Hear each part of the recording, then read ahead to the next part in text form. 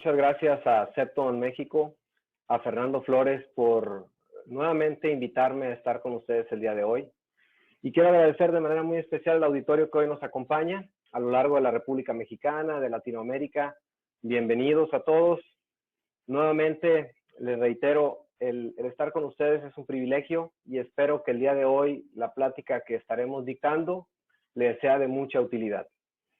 Bien, como Alan Flores tuvo la oportunidad muy amablemente de presentarme, yo soy el doctor Marcos González Berridi. Yo tengo una especialidad en cirugía maxilofacial, pero antes que nada soy un odontólogo de profesión y tuve la oportunidad de formarme como técnico en urgencias médicas en la Cruz Roja Mexicana, cosa que marcó de manera muy importante mi carrera y lo sigue haciendo. Por lo tanto, este webinar tiene una influencia importante de Cruz Roja Mexicana y ustedes lo irán viendo durante el transcurso de esta charla. Entre otras cosas, lo que estamos haciendo con Septon México es tratar de inculcar al odontólogo la importancia en el manejo del dolor. Entonces, yo soy un comprometido y soy un apasionado del manejo del dolor. Cuido mucho los detalles a la hora de atender a un paciente y creo que esa es la clave para que nosotros podamos tener una práctica adecuada. Bien, sin más preámbulo, quisiera platicarles que este webinar que van a escuchar el día de hoy tiene una revisión bibliográfica actualizada, realizada en la biblioteca virtual de la UNAM, a la cual tengo acceso. Y pusimos algunas palabras clave como anestesia local, articaína, medicaín, mepivacaína, manejo del dolor, entre otros muchos. Y revisamos algunas revistas y, por supuesto, los libros que forman parte pues, de la práctica diaria y que son nuestro pilar angular o la piedra angular como del manejo del dolor y esto es el doctor Stanley Malamet, ¿no? Siempre es importante que nosotros tengamos una referencia bibliográfica y que tengamos esa bibliografía disponible para poder comprobar que lo que escuchamos es real, que lo que escuchamos ha sido funcional gracias a esa revisión que hicimos. Entonces, les comparto con ustedes este pequeño enlace de WeTransfer, donde ustedes pueden descargar el banco de artículos que hemos revisado, donde ustedes los pueden revisar de una manera más tranquila para que tengan una referencia de qué es lo que hicimos. Y bien, doctores, como todo en la vida, debemos de tener una misión. Si tenemos un propósito, una misión, definitivamente estaremos más cercanos a alcanzar pues lo que todos queremos, ¿no? Ser felices y tener éxito a la hora de atender a nuestros pacientes. La misión de esta plática sigue siendo promover y catalizar esto a nivel nacional e internacional para que el odontólogo siga creciendo en habilidades y destrezas en el manejo del dolor y el uso seguro y predecible de los anestésicos locales, cosa que es muy importante, ¿no? Y por supuesto, este webinar tiene una visión. La visión es que todos nosotros, compañeros de profesión, se encuentren motivados siempre en la constante actualización con el fin de mejorar su práctica profesional y disminuir de manera importante las complicaciones durante la atención dental. Bien, ahí abajo ustedes verán unas pequeñas flechas. Esas flechas hablan de una sola cosa. Nosotros cuando somos formados en la universidad, y esto lo veo a diario con mis alumnos, siempre trato de recalcar que nosotros como odontólogos también nos formamos a la par como médicos orales. El practicar la medicina oral es muy importante.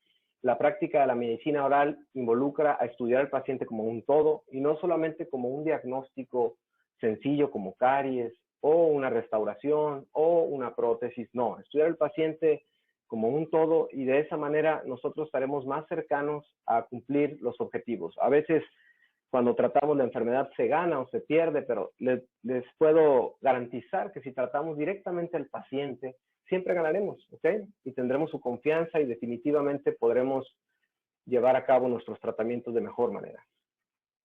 Y bien, esta lámina que les presento es de una película que es una historia de la vida real que me influenció desde que era muy pequeño, desde que la vi, y es una lámina del doctor Hunter Adams, Patch Adams, y él practica la risoterapia o la medicina a través de la risa, ¿no?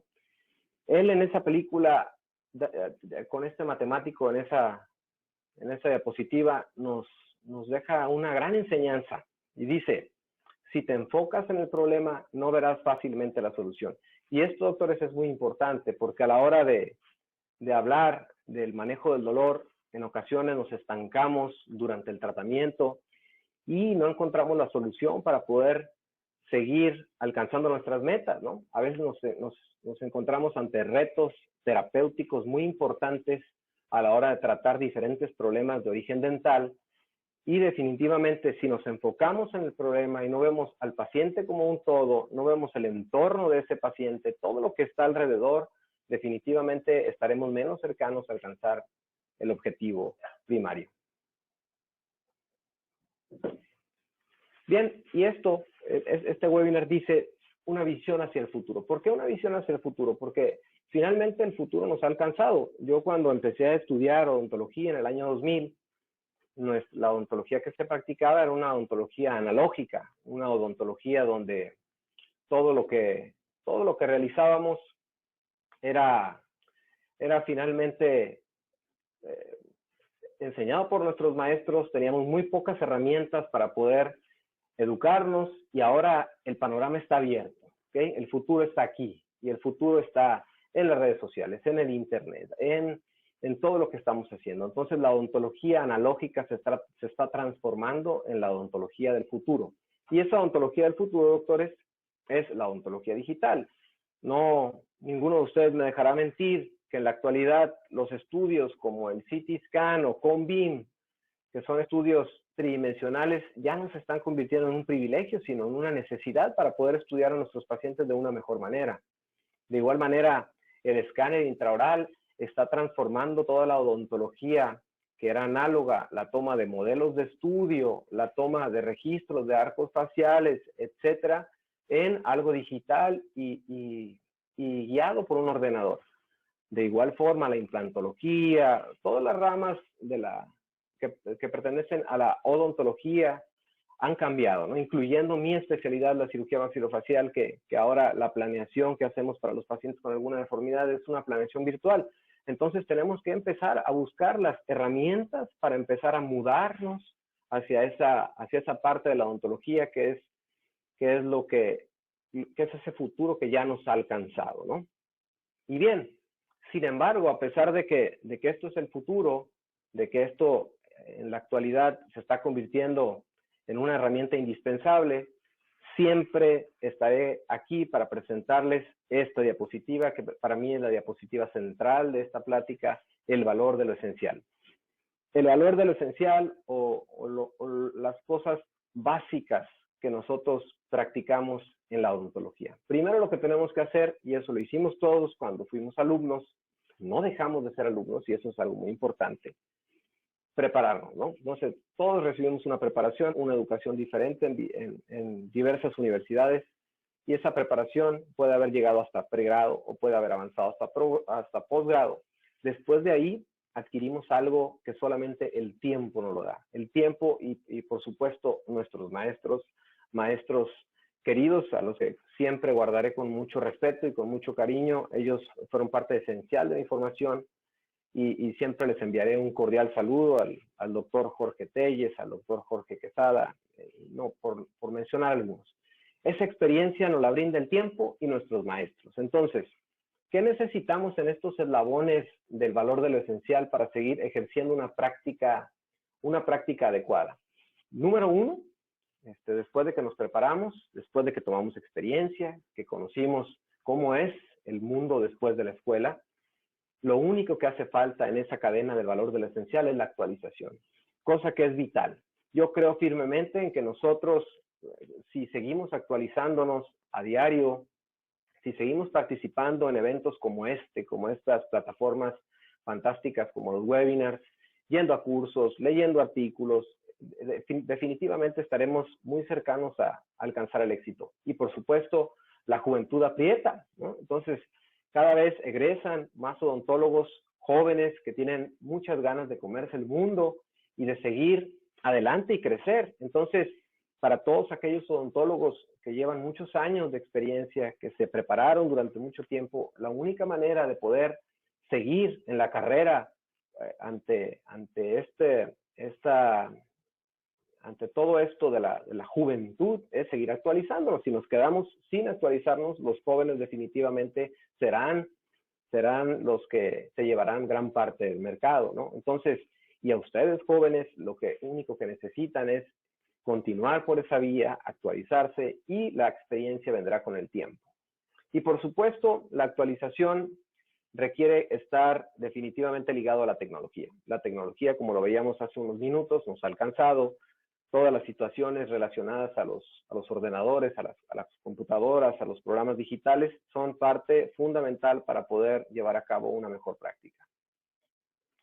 Y bien, doctores, el webinar pasado, donde rompíamos paradigmas, ¿okay? Decíamos rompiendo paradigmas, ahora esta diapositiva se convierte nuevamente en una diapositiva muy importante, porque finalmente nosotros trabajamos para servir a los pacientes, ¿no? Y nuestros pacientes nos van a medir de una forma elemental. ¿Y cómo es la manera como nos van a medir nuestros pacientes? En el manejo del dolor. El manejo del dolor, lo platicábamos en el webinar anterior, se convierte en un denominador común, porque todos los odontólogos debemos de practicar una adecuada, o debemos de ejercer un adecuado manejo del dolor. Eso es vital para el odontólogo. Y se convierte en un diferenciador, porque aquel que no maneje adecuadamente el dolor seguramente perderá parte de su cartera de los pacientes, porque el paciente nos mide de acuerdo a las sensaciones que tiene a la hora de la consulta, ¿no?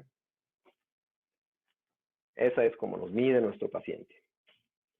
Y el dolor, doctor, según la OMS, según la Asociación Internacional para el Estudio del Dolor, se define como una experiencia sensorial y emocional desagradable, acompañado con un daño tisular o potencial, o descrito en términos de tal daño. ¿Qué quiere decir esto finalmente? Es que no deja de ser el dolor una percepción, y es una percepción compleja, doctores. ¿Por qué es compleja? Porque es algo completamente subjetivo. Entonces, hacer algo subjetivo lo vuelve algo muy complicado de manejar, porque todos los pacientes, y nosotros conocemos este término del umbral alto, paciente que tolera mucho dolor; umbral bajo, paciente que no tolera el dolor, y esto es real. Entonces, al ser una sensación subjetiva, es una situación que se dificulta manejar de una manera sistematizada. Por lo tanto, tenemos que conocer a nuestro paciente y conocer esas variantes que hacen que cada uno de ellos se vuelva un reto, pero un reto lindo para poder atender, para poder resolver. Y las dos caras del dolor, definitivamente nosotros sabemos que existe el dolor agudo, que es con el que lidiamos casi a diario, y el dolor crónico, que podemos estar lidiando también principalmente en trastornos que afectan a la articulación temporomandibular. Y decía Albert Schweitzer es un filólogo y un médico misionero franco-alemán, y este señor estuvo mucho tiempo en África, ganó el Premio Nobel de la Paz, y una de sus frases magnas decía: el dolor es un azote más terrible para la humanidad que incluso la misma muerte. Y quien ha padecido un dolor dental no me dejará mentir que es una sensación sumamente desagradable, es una situación incapacitante y que altera a todos los niveles la vida cotidiana de nuestros pacientes. Entonces, es muy importante conocer el dolor, y es muy importante conocer el dolor de origen dental. Ahí en la parte de abajo les señalo esta lámina, tan famosa lámina, porque es real. Nosotros tenemos los órganos dentarios, son órganos que están ricamente vascularizados, ricamente inervados, y esta situación de tener tejidos duros alrededor de un tejido blando ricamente vascularizado e inervado vuelve propicio a un dolor tan importante que puede condicionar en la vida de nuestro paciente, es decir, puede incapacitarlo, ¿no? Ese es el motivo principal por el cual la gente nos visita. Y tenemos escalas como la escala visual análoga, donde podemos podemos pedir a nuestros pacientes que nos puedan, de una manera un poco más objetiva, indicar en qué nivel de dolor están, ¿no? 0 dolor o un dolor 10, que es un dolor insoportable, un dolor que dentro de esta escala visual análoga se creó para el paciente oncológico, para el paciente con trastornos de origen neuropático o neurálgico, Entonces, en esta escala podemos nosotros valorar de una manera más sencilla cuánto dolor tiene el paciente. Y bien, si nosotros aunamos a que nuestro paciente tiene dolor y acude con nosotros, y el consultorio dental, el odontólogo per se, transmite miedo y estrés, la situación se vuelve mucho más compleja de manejar. Entonces, es bien importante que el odontólogo, aparte de ser un experto en el manejo del dolor, sea un experto en el manejo del estrés, de controlar el miedo de nuestros pacientes. Esa es otra de las herramientas básicas que debemos de tener. Y créanme que en México, al no contar, como en otros países, con la facilidad para poder sedar un paciente, para poder hacer sedaciones conscientes con óxido nitroso, como mi buen amigo el doctor Rodolfo Molano lo hace bien en Colombia, nosotros acá no lo tenemos. Entonces, como no lo tenemos, nos tenemos que volver un experto en el manejo de ese estrés, porque ese estrés nos puede disparar una situación que nosotros llamamos adrenérgica, es decir, nuestro corazón late más rápido, nuestra presión arterial es más, sube, entonces automáticamente la situación del dolor aumenta. ¿Ok? ¿Y qué es lo que más le temen los pacientes cuando visitan al odontólogo? Definitivamente a que les duela, a las agujas, a la anestesia, al sonido de la fresa, a que los vayamos a lastimar y por supuesto al costo. Bien, dentro de este manejo del dolor y dentro de esta visión que nosotros tenemos, quisiera hacer una subdivisión del manejo del dolor en momentos durante la atención dental. Existen 3 momentos a la hora de atender a un paciente que tenemos de manera habitual. El momento preoperatorio, es decir, antes de atender a ese paciente, el momento antes de que ese paciente sea anestesiado, que ese paciente sea intervenido, ¿no? Después tenemos el momento transoperatorio, es decir, todo el periodo que pasa desde que inicia la atención hasta que termina, y después la parte para mí también muy importante y especialmente en cirugía, el postoperatorio. Si nosotros controlamos estos 3 momentos de una manera adecuada, les garantizo que nuestro paciente se llevará buenas sensaciones, se irá contento y sobre todo será nuestra mejor publicidad. Entonces, dentro de este manejo del dolor tenemos herramientas que, como les platicaba, el futuro nos ha alcanzado. Ha habido pocas variantes en la farmacología de los anestésicos locales desde que se describió al primero de ellos, que fue la cocaína, desde que se describió la primera amiga, que fue la lidocaína. Pero a nosotros llegó una herramienta indispensable en el armamentarium del odontólogo. Esa herramienta es la articaína, es medicaína, ¿no?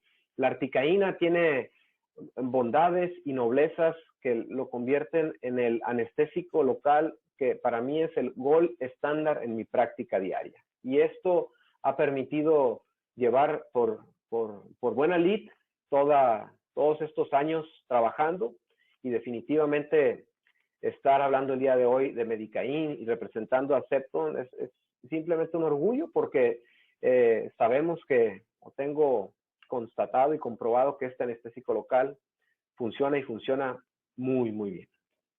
Y bien, en estos 3 momentos, preoperatorio, transoperatorio y postoperatorio, iremos desglosando nuestro webinar.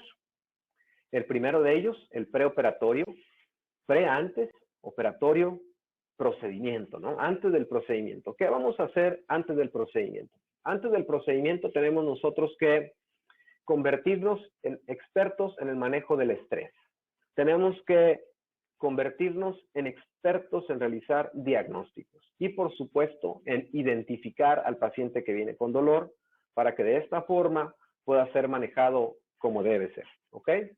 En cuanto al estrés, tenemos una pirámide. Esta pirámide involucra varias cosas, como el medio ambiente o el ambiente en que nuestro paciente va a acudir a la consulta, el personal que trabaja con nosotros, una comunicación efectiva, que es realmente la herramienta más efectiva de todas, y el valor agregado. Y desglosamos rápidamente cada una de ellas. El ambiente, definitivamente un consultorio, por pequeño que sea, la ubicación es lo de menos. Si nuestro consultorio y nuestras instalaciones están propias para poder atender a nuestro paciente, es decir, transmiten una sensación de higiene, de tranquilidad, una sensación de cierta paz, definitivamente el estrés estará mucho más controlado. De un consultorio organizado es un consultorio que transmite seguridad y transmite profesionalismo. Entonces, esta parte es muy importante, ¿ok? Y por supuesto la distribución, un consultorio bien distribuido con sus áreas adecuadamente organizadas, creará un ambiente mucho más chill out o mucho más relajado para nuestros pacientes. Y eso es clave, doctores, ¿ok? Número 2, el personal. ¿Cuántos pacientes no se van porque tenemos un asistente que a veces no llega de buen humor, ¿ok? ¿Cuántos pacientes no se van porque nuestro personal no le dedica unos minutos a escuchar a nuestros pacientes, ¿ok? Los pacientes, como platicábamos al inicio, son un todo. Cuando llegan a nuestra consulta son impactados de manera directa por nosotros. Nosotros somos sus doctores. Llegan con miedo, llegan con estrés, y si nuestro personal no es amable, no es empático, no transmite profesionalismo y no respeta los lineamientos adecuados de la atención, definitivamente el paciente encontrará un estado de estrés seguro. Entonces, aquí es muy importante. Y la comunicación efectiva, que aquí la gran mayoría de nosotros somos expertos. La manera en cómo comunicamos las cosas a nuestro paciente nos puede exentar de tener problemas, desde problemas médico-legales hasta problemas a la hora de realizar o interpretar o que nuestro paciente interprete adecuadamente nuestros diagnósticos. Por eso la comunicación con el paciente es muy importante, ¿okay? Hacerlo de una manera sencilla, una manera ordenada, amable, ¿ok?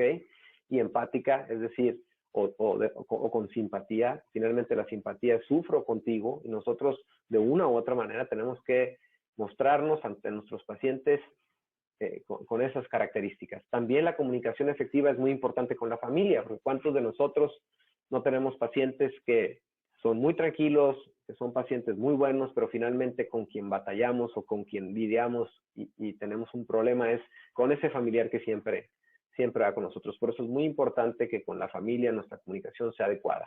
Y entre el equipo de trabajo, esto es muy importante, les platico mi experiencia. En nuestra clínica, el equipo de trabajo, el personal tiene prohibido palabras como aguja, tiene prohibido palabras como bisturí, tiene prohibido palabras como sangrado, sangre, hemorragia. Esto a la hora de la atención, el paciente lo valora mucho, ¿ok?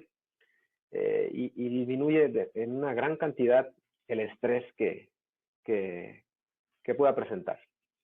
Y bien, el valor agregado, hay muchas cosas que algunos hacen, otros no hacemos. Aromaterapia, musicoterapia, pacientes que buscan un estado o doctores que buscan un estado de paz, de armonía en su consultorio para poder brindar a ese paciente ese extra que siempre es bienvenido en la atención.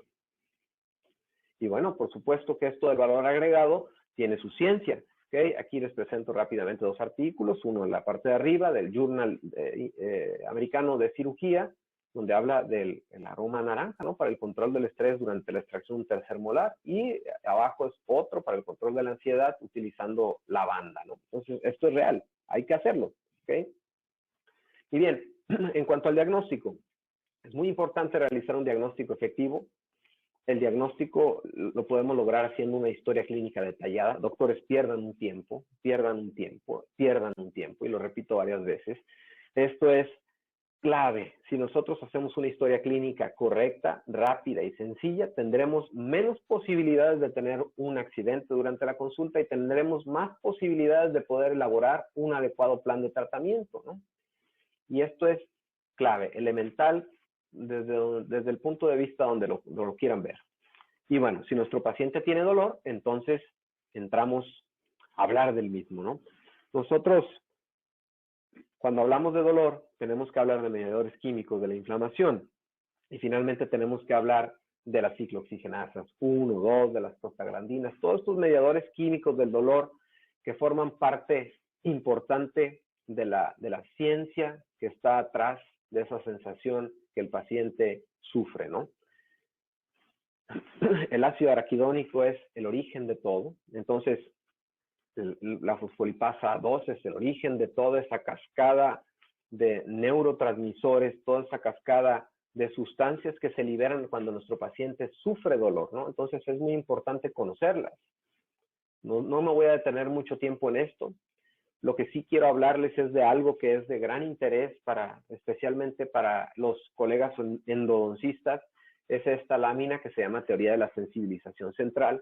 Esto no habla más que de una sola cosa: un paciente que está con una excitabilidad aumentada, un paciente que tiene impulsos trigeminales, un paciente que tiene dolor, activación de su tejido pulpar, es decir, ese tejido ricamente vascularizado e inervado está activado por una situación inflamatoria. Entonces entra en un estado que se llama estado de hiperalgesia.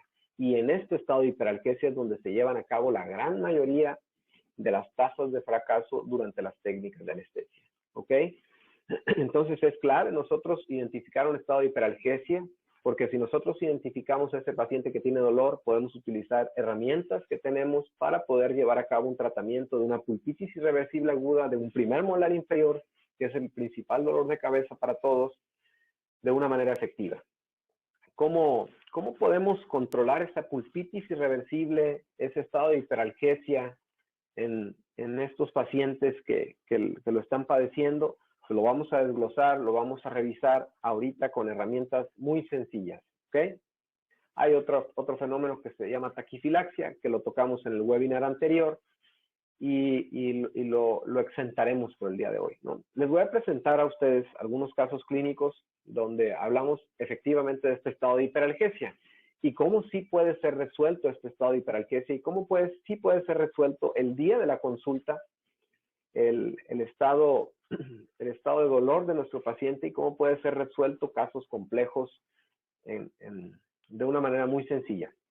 Este es un chiquito que acudió con nosotros con un proceso inflamatorio agudo en la región del espacio bucal en su mejilla del lado izquierdo, de origen dental, por supuesto. Sus ojitos revelan dolor, ¿no? Y ese es el paciente tratado 72 horas después, con un manejo que tenemos muy establecido en el proceso de las infecciones, que consiste en quitar el dolor, quitar el foco infeccioso y drenar a ese paciente, ¿no? Tenemos otra señora que acude con nosotros con un mismo aumento de volumen en la porción bucal que se está extendiendo hacia la porción submandibular, de origen infeccioso, de origen dental, ¿no? Y otra paciente que se resolvió el día de la consulta y una semana después viene sin secuelas y sobre todo con un rostro completamente diferente. Cuando ustedes vean un paciente con dolor, es un paciente que se ve envejecido, que se ve cansado, que se ve agotado por ese estado de excitabilidad excesiva, de dolor, de hiperalgesia, ¿no? Tenemos otro caso clínico por aquí, un aumento de volumen bucal del lado derecho, de origen dental, igual, provocado por un proceso infeccioso. Y ahí está el paciente una vez resuelto, ¿no? Y tenemos uno más, otra vez, aumento de volumen extraoral, de origen bucal, y nuestros pacientes resueltos a los días del tratamiento.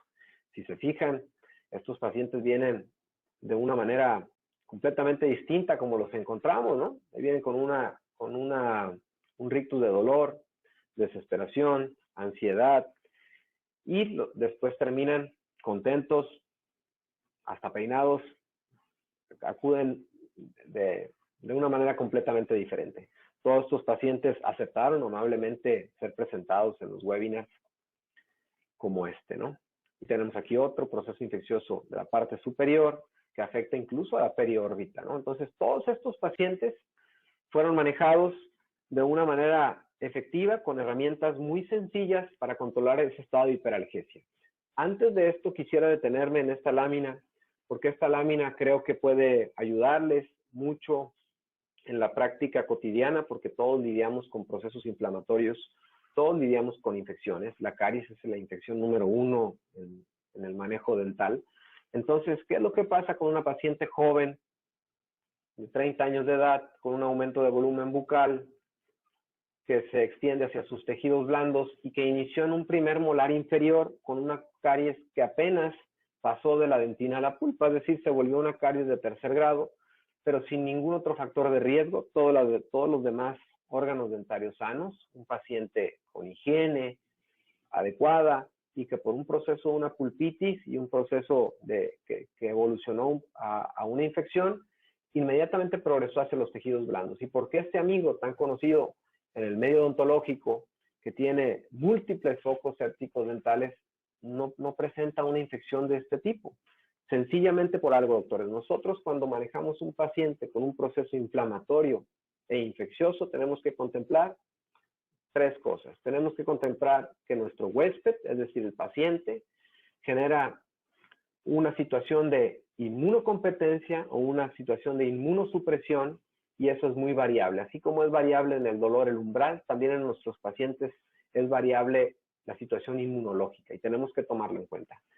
También el agente, es decir, todas las bacterias que afectan a la cavidad oral son muy diferentes. La virulencia de un estreptococo tuyo al mío es completamente diferente. Entonces hay pacientes que son más virulentos que otros y tienen más predisposición a padecer esto, ¿no? Y la otra es el medio ambiente donde se desarrolla, ¿no? Obviamente, si tenemos un medio ambiente propicio, se desarrollará una infección. Y entre todo eso figura el tiempo, ¿no? Entonces es muy importante que tomemos en cuenta estos detalles. ¿Qué es lo que hacemos nosotros o cuáles son los pilares en el tratamiento de una infección de origen dental? Tres, doctores, y se los comparto a ustedes el día de hoy. Antimicrobiano. Definitivamente el antimicrobiano que utilicemos, tenemos un armamentario enorme, es empírico, ¿ok? Consideramos siempre dobles o triples esquemas, dependiendo de la severidad de la infección. La dosis, el intervalo y el tiempo es fundamental. Un antibiótico tiene que ser manejado de una manera correcta en dosis, en intervalo, y la duración adecuada del tratamiento, ¿ok? Drenar el proceso infeccioso. No quiere decir que todas las infecciones van a afectar a los tejidos blandos como esta. Muchos pueden ser caries y el sencillo procedimiento de comunicar esa caries a la pulpa dental, trabajar el conducto, eso es drenado, ¿no? Entonces, esto es vital. Y la tercera, eliminar el foco de infección. Si hay caries, habrá que quitar la caries. Si necesita tratamiento de conductos, habrá que hacer tratamiento de conductos. Si hay necesidad de quitar el diente, hay que quitar el órgano dentario afectado. ¿Cuándo? Inmediatamente, ¿ok? El día de la consulta. Y aquí hay una gran controversia cuando hablamos de este tema, porque los doctores me dicen, pero el diente no se debe de quitar en un proceso infeccioso. Y yo les digo hoy todo lo contrario. Cuando tenemos un proceso infeccioso activo, nosotros, si el órgano dentario no funciona, se debe eliminar, ¿ok? ¿Cuándo se debe eliminar? En el momento de la atención, ¿ok?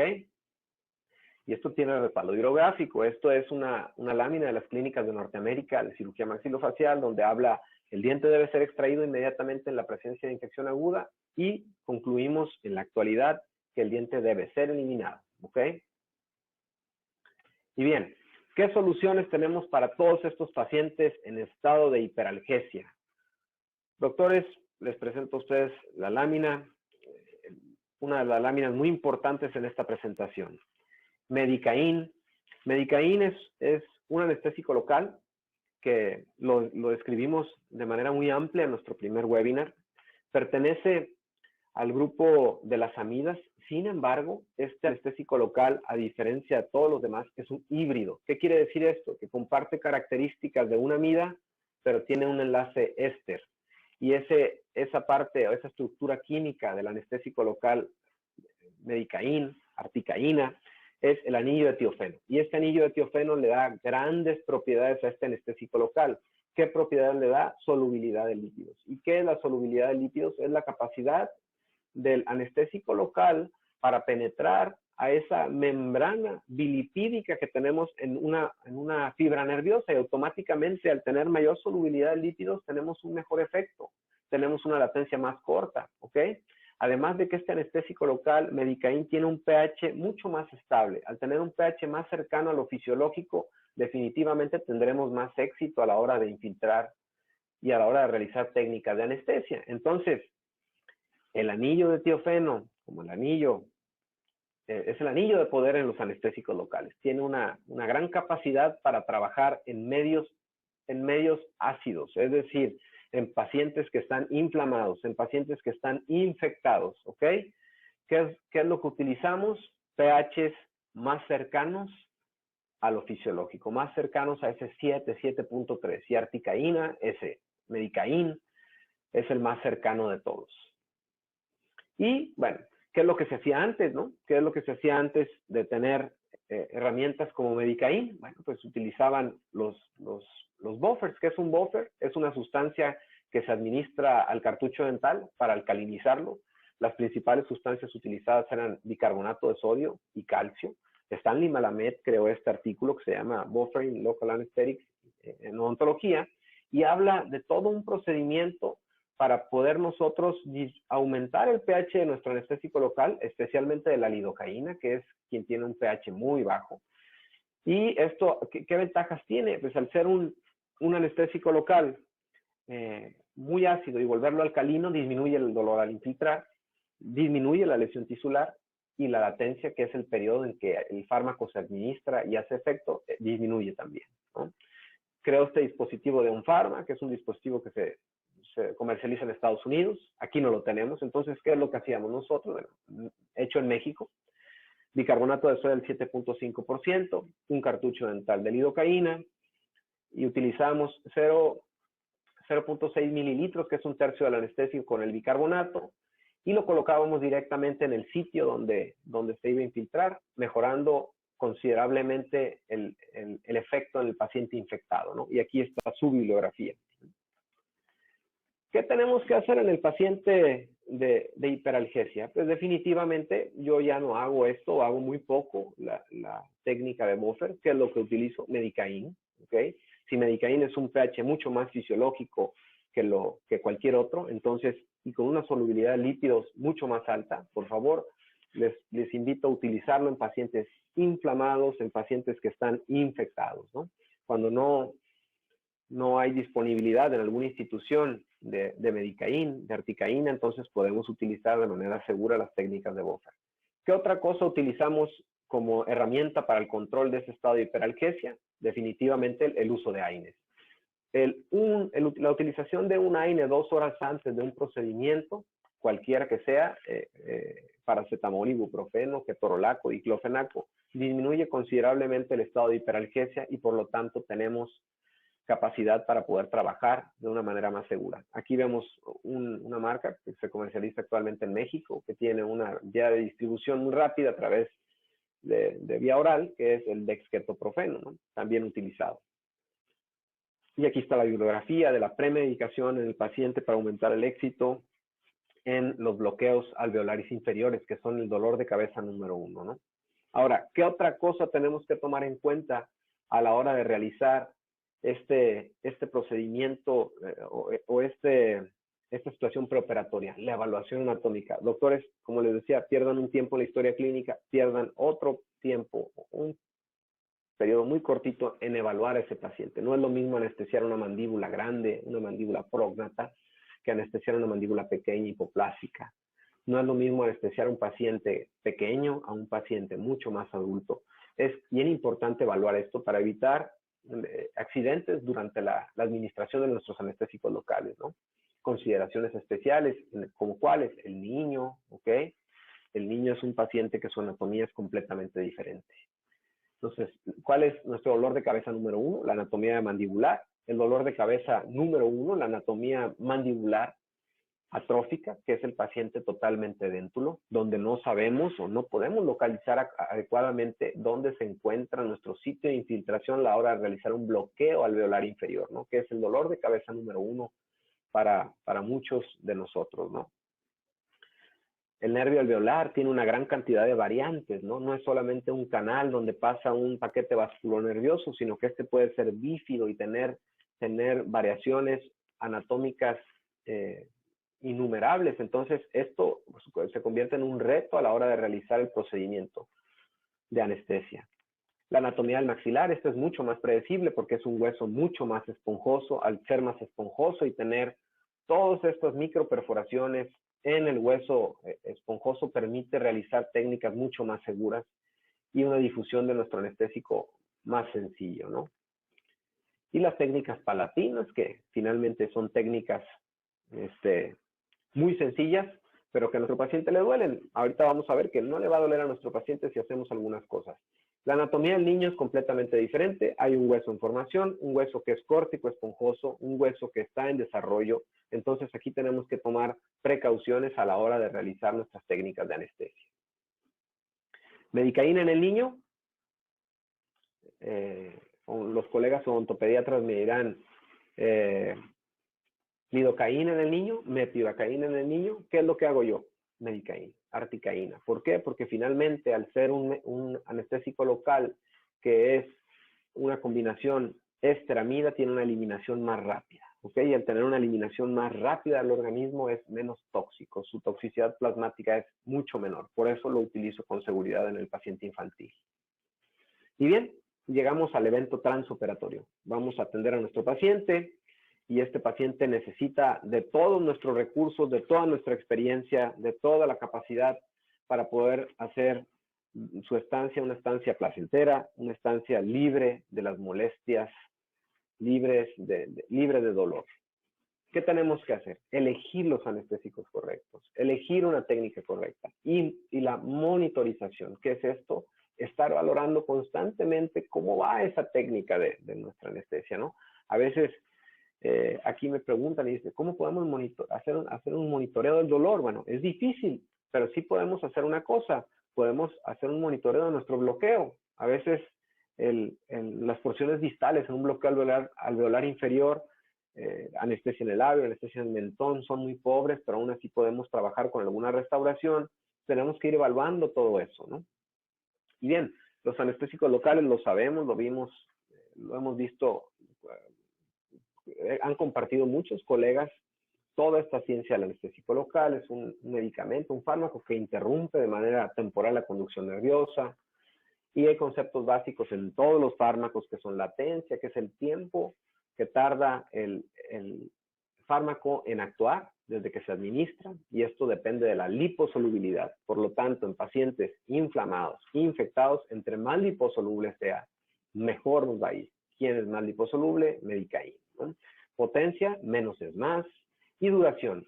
Paciente que se une a proteínas, el anestésico local es un paciente que tendrá una duración muy prolongada. Definitivamente el anestésico local con mayor duración es la bupivacaína. No la utilizamos mucho en México, al menos no nosotros como odontólogos, pero los colegas anestesiólogos, vaya que la utilizan para bloqueos, ¿no? Y bien, el concepto de vida media es la cantidad o el tiempo que tarda el organismo en ser metabolizado.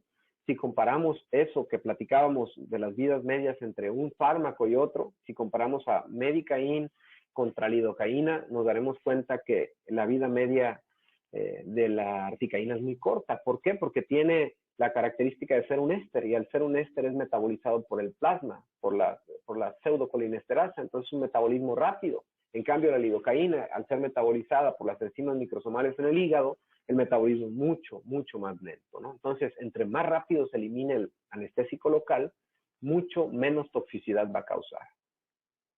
3.3 veces más rápida la vida media y la eliminación de medicaína, ¿sí?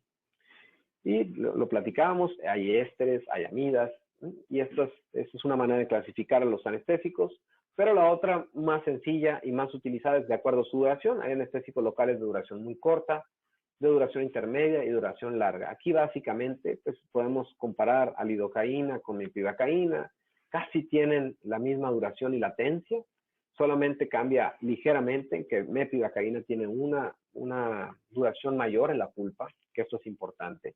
Pero si comparamos otro anestésico de duración intermedia como la articaína, tenemos 60 minutos de duración pulpar, 3 a 4 en tejidos blandos y la latencia es mucho menor. Entonces, si tenemos nuestra oficina llena y queremos trabajar rápido en la cuestión anestésica, tenemos que utilizar medicaína.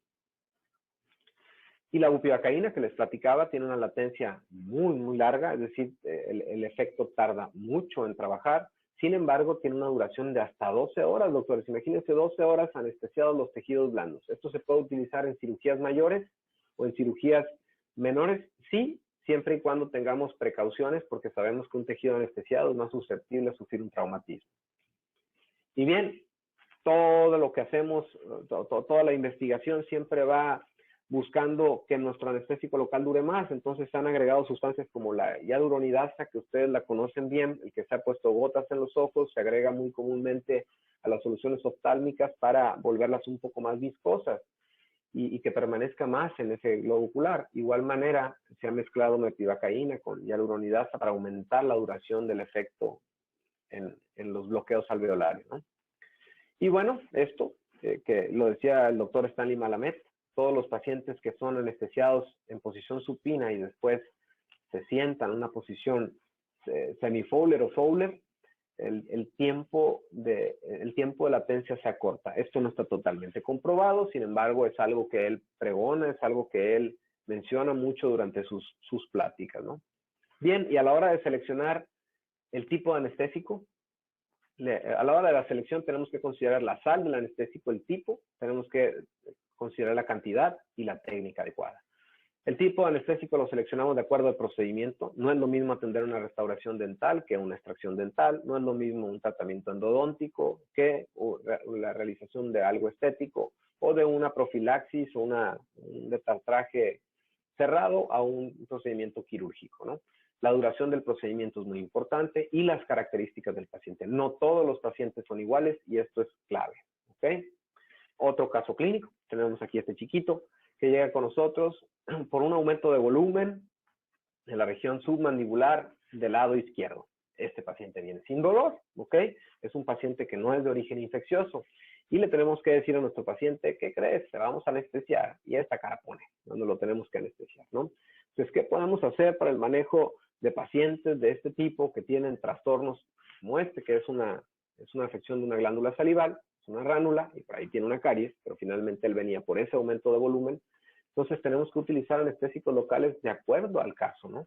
Entonces, ¿qué es lo que hacemos en el paciente infantil? Utilizamos medicaína, articaína, con una seguridad muy amplia y con un nivel de efectividad hacia los tejidos blandos, incluso linguales, bastante buena.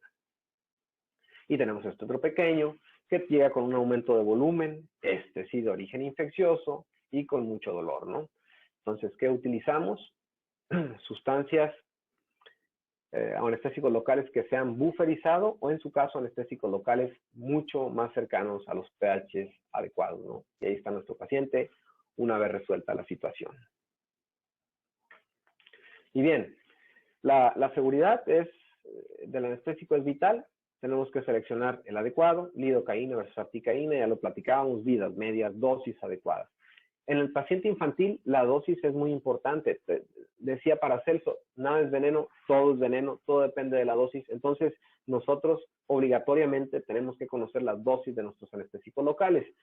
En conferencias, en foros donde estamos cara a cara con los doctores, hacemos una pregunta siempre de entrada, que es, ¿cómo cuantificas, doctor? ¿Cómo dosificas tu anestésico local? Y todo el mundo genera o pone ojos de cómo le hago, ¿no? Cómo me enseñaron que un cartucho, 2 cartuchos, todo es por kilogramo de peso. En el paciente adulto son 7 miligramos por kilogramo de peso, ¿ok?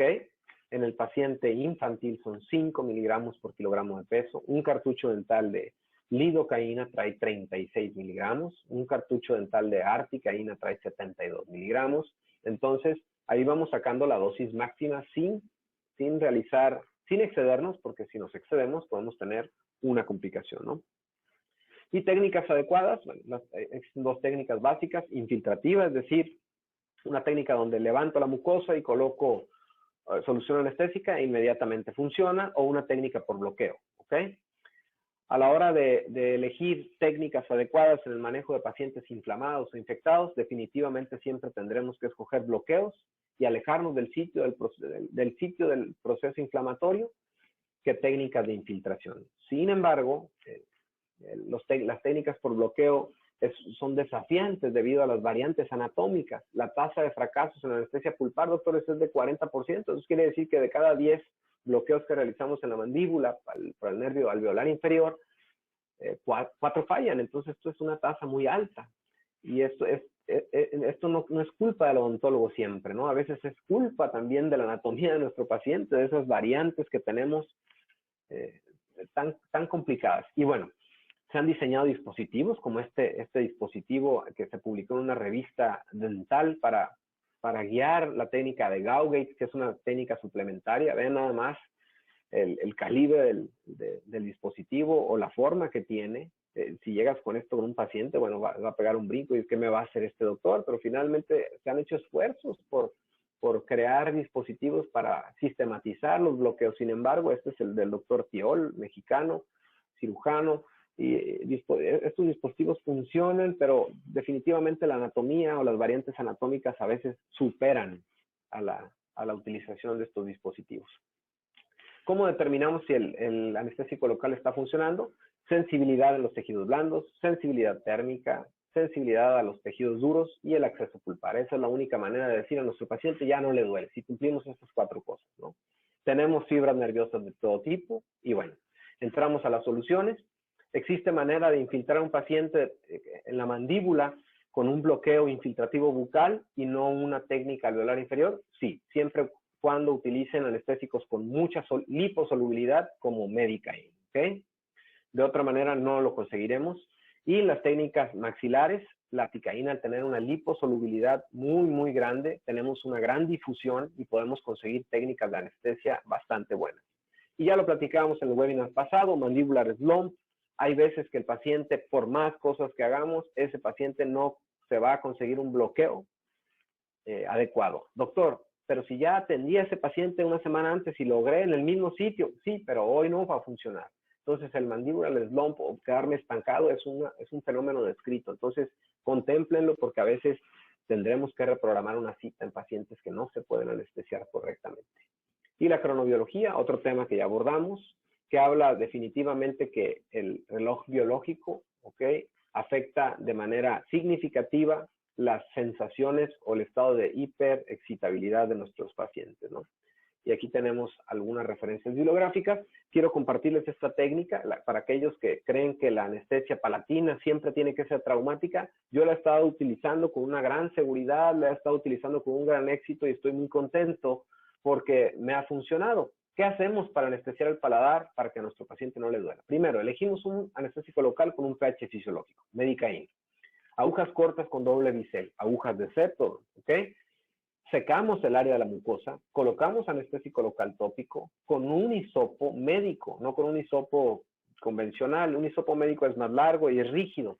Hacemos presión sobre la mucosa durante 45 segundos y después de ahí hacemos una prepunción con nuestra aguja, depositamos una gota de anestesia para después proceder, llegar hasta el sitio donde está el hueso e infiltrar lentamente. Y les garantizo, si lo utilizan, les va a traer una gran cantidad de bienestar a esos pacientes que les duele esa anestesia palatina. Es muy clásico que nosotros decimos, esto va a doler. Pues ya no. Si utilizamos la técnica de TAP, técnica traumática palatina, que aquí está el hisopo, isquemia, 45 segundos, y después nuestro anestésico local, pH fisiológico de una manera adecuada, tendremos éxito.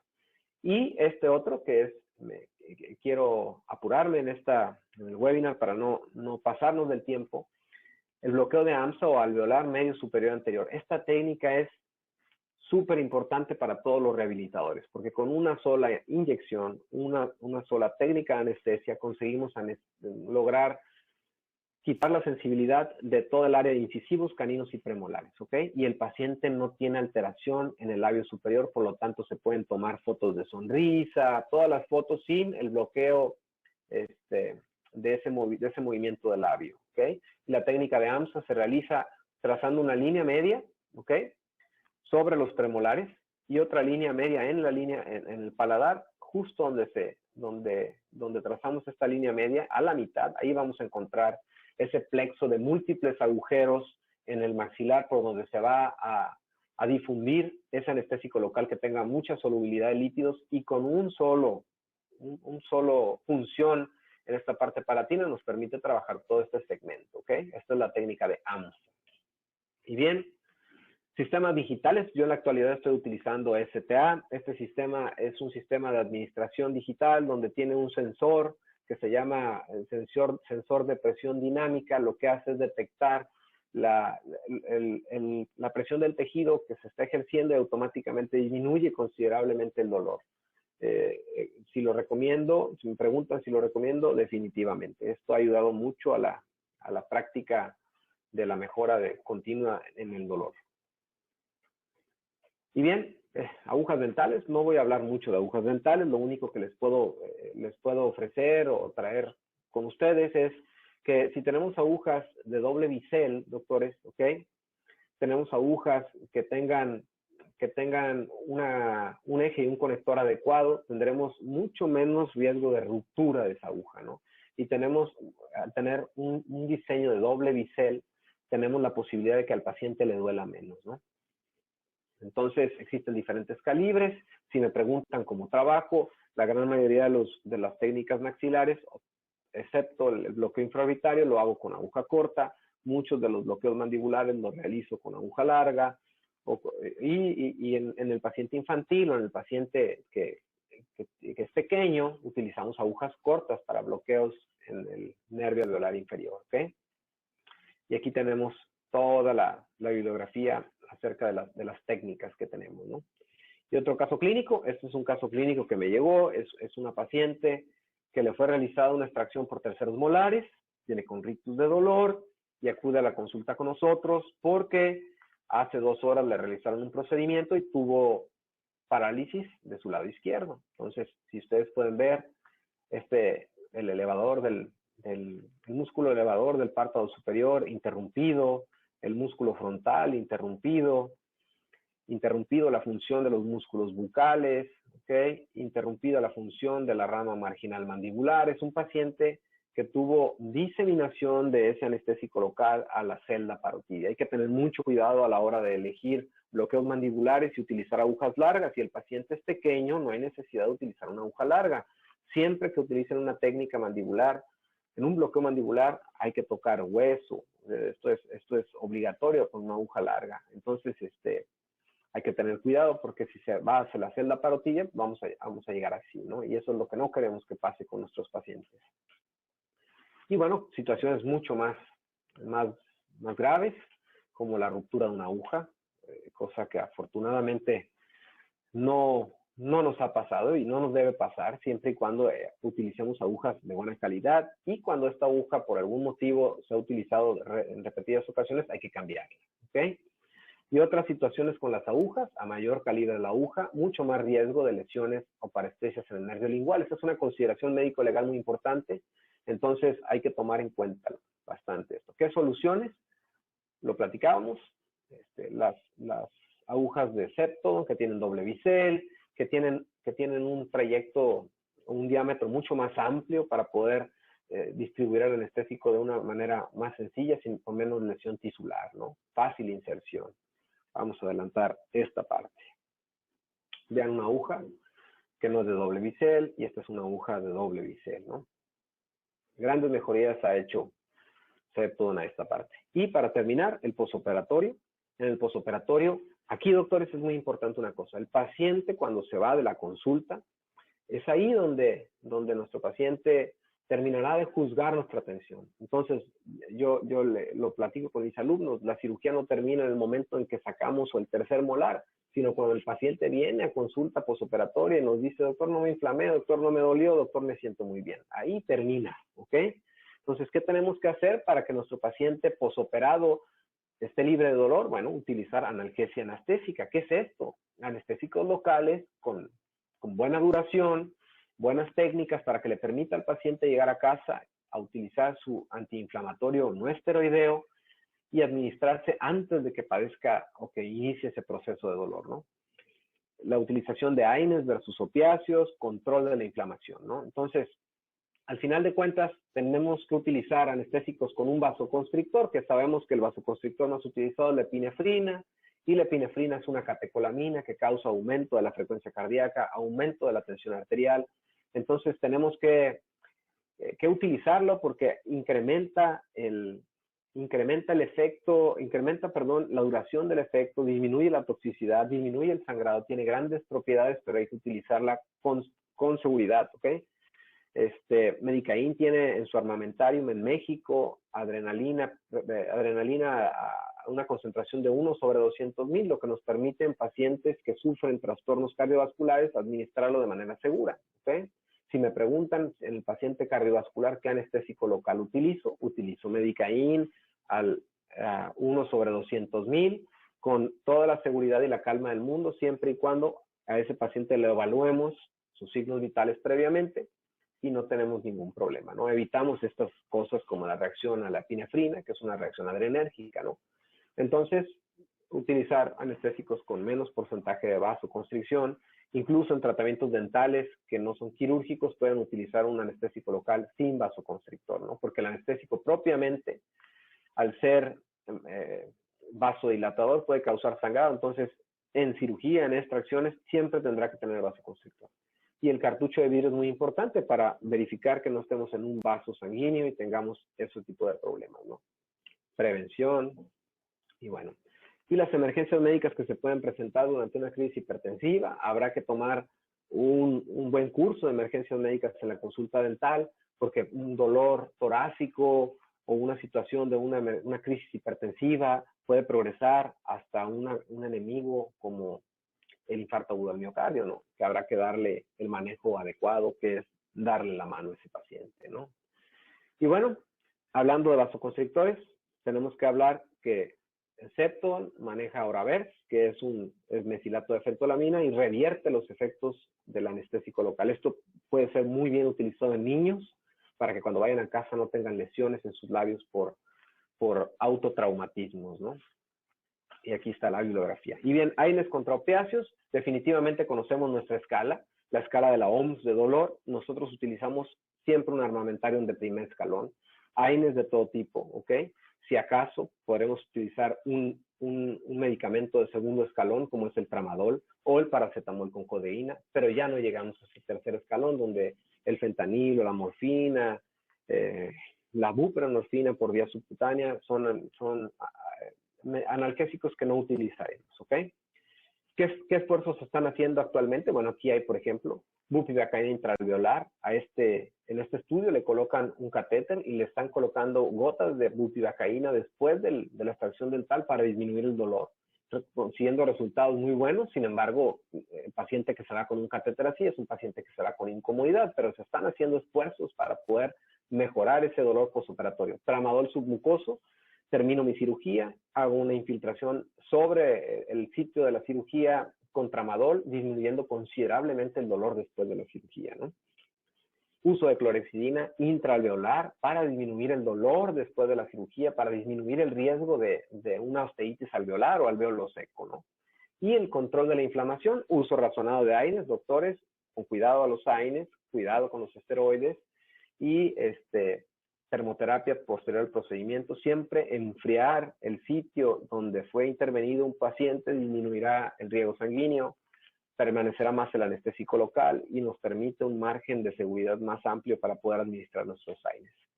Y bien, el valor agregado que tiene Septol tiene esterilización central de sus cartuchos, tiene esterilización por humedad, cosa que no tiene ninguna otra marca, nos brinda una seguridad completa al ofrecernos anestésicos, cartuchos dentales libres de látex, libres de metilparabeno, que causan reacciones de hipersensibilidad, ¿ok?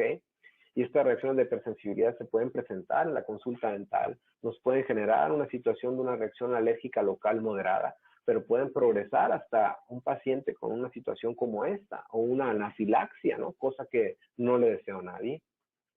La única manera de prevenir eso es un interrogatorio adecuado, ¿ok? Utilizar anestésicos locales libres de látex, libres de metilparabeno. Y bueno, situaciones como pacientes que llegan a nosotros con alergia a todo tipo de anestésicos locales, esta es la manera en cómo los manejamos. Un triple esquema antihistamínico con un esteroide, con un inhibidor de receptores H2 y de receptores H1. Este es un esquema guiado por alergología para poder atender a ese paciente alérgico a la gran mayoría de los anestésicos locales. El tramadol se ha utilizado de manera efectiva como un anestésico local porque es capaz de reducir el impulso nervioso en las fibras de los dientes superiores, especialmente de los molares, ¿ok? Y bueno, Esperemos que nunca lleguemos a una emergencia médica, pero recuerden que si tenemos una reacción anafiláctica severa, la única manera de resolverlo es con un EpiPen, que es un autoinyector de epinefrina. La epinefrina, al ser una catecolamina, provoca provoca aumento de la frecuencia cardíaca, aumento de la presión arterial, pero doctores, provoca broncodilatación. Y el paciente que tiene una situación de una anafilaxia está con una broncoconstricción tremenda y necesita broncodilatarse, y solamente la epinefrina es el tratamiento gold estándar para realizarlo. Esto tiene un costo aproximado de $500 en Estados Unidos. ¿Qué es lo que hacemos en México? ¿Qué es lo que hago yo en la consulta? Una jeringuita de 5 pesos, una ampolletita de 10 pesos, otra jeringuita de 5 y 20 pesos, una jeringa precargada cuando sospecho de que mi paciente puede tener riesgo de anestésicos locales. ¿Okay? Esto es hecho en México. Y no olvidemos que el látex es la alergia más común y hay muchas guías que hablan sobre anafilaxia. Bien, y en el cierre consulté este journal, varios journals acerca de dolor. El dolor es una gran preocupación para la comunidad médica, para la comunidad odontológica, al tener herramientas tan eficaces como la articaína, medicaín. No sufrimos tanto por esta parte, pero en el área médica sí. Entonces, hay journals que hablan de cómo poder manejar a esos pacientes que sufren dolor. Recuerden que en odontología no solamente existe dolor de origen infeccioso, existen en la actualidad muchas situaciones como que van más allá de un procedimiento quirúrgico, más allá de una infección, más allá de una pulpitis. Existen diagnósticos como neuralgias del trigémino, trastornos temporomandibulares que no son detectados a tiempo, osteitis alveolares que no son manejadas correctamente, síndrome de boca ardorosa. ¿Cuántos pacientes, y especialmente de la sexta o séptima década de la vida, que vienen a nosotros con ese ardor bucal y que decimos no tiene un origen aparente? Bueno, existe el síndrome de boca ardorosa, que es multifactorial y es muy difícil de tratar. En la actualidad es una de las causas de dolor más frecuente en el género femenino y en pacientes adultos, ¿ok? Y la fibromialgia, otra de las situaciones de trastornos musculoesqueléticos del tejido conectivo que causan grandes problemas de dolor. ¿Ok? Y bueno, recuerden siempre, doctores, siempre hay que cuidarnos de las consideraciones médico-legales. En la anestesia local es muy segura, es muy segura. Sin embargo, siempre estamos expuestos a tener una iatrogenia, y esta iatrogenia nos puede llevar a situaciones indeseables en nuestra práctica privada. Entonces, tengamos en cuenta todos estos pequeños tips o consejos que podemos ir implementando para mejorar y disminuir esos riesgos de situaciones médico-legales, ¿no? La norma oficial mexicana, hablando para la gente que nos sigue dentro del país, nos obliga a tener al personal capacitado en primeros auxilios, nos obliga a tener un botiquín de primeros auxilios, que al final de cuentas es una caja roja, y un curso de RCP actualizado. Por lo tanto, a pesar de que existe la ley del buen samaritano, nosotros podemos estar expuestos a una situación médico-legal, ¿eh? Entonces, ¿estamos preparados para una emergencia médica en la consulta odontológica? Muchos de nosotros no, ¿ok? Les dejo estas últimas diapositivas para que lo puedan consultar después en YouTube y con calma puedan armar una caja roja de una manera muy eficiente y a un costo muy bajo para que vean qué es lo que tiene que tener, ¿ok? Y de esta manera ustedes tengan medicamentos básicos como la adrenalina, un antihistamínico, un esteroide, o medicamentos como nitroglicerina, aspirina, glucosa en gel, sales de amonio, salbutamol, para tratar diferentes emergencias médicas que se puedan presentar durante la consulta dental, ¿no? Y siempre tener nuestras herramientas para monitorizar a nuestros pacientes, ¿no? Vía aérea, una serie de cosas que podemos tener. Bueno, esto ya no. El dispositivo de desfibrilación externa automática es muy difícil tenerlo, pero es importante que lo conozcamos, ¿no? Por lo menos no tener uno, pero sí saber dónde hay uno y saber cómo utilizarlo. ¿Okay? Doctores, por su amable atención, les agradezco completamente el haberme escuchado. Es un honor nuevamente haber estado con ustedes, y a Michael Cohen, nuevamente a Fer, a Fernando Flores, agradecerle infinitamente por la oportunidad de participar con Septon, que finalmente me encanta que estén metidos en esto, preocupados en el manejo del dolor, que nuestros pacientes estén mejor, ¿no? Les agradezco su atención. Estas son las vías de comunicación que pueden tener conmigo. Cualquier cosa que se ofrezca y que pueda yo ayudarles, estoy para servirles. Muchas gracias.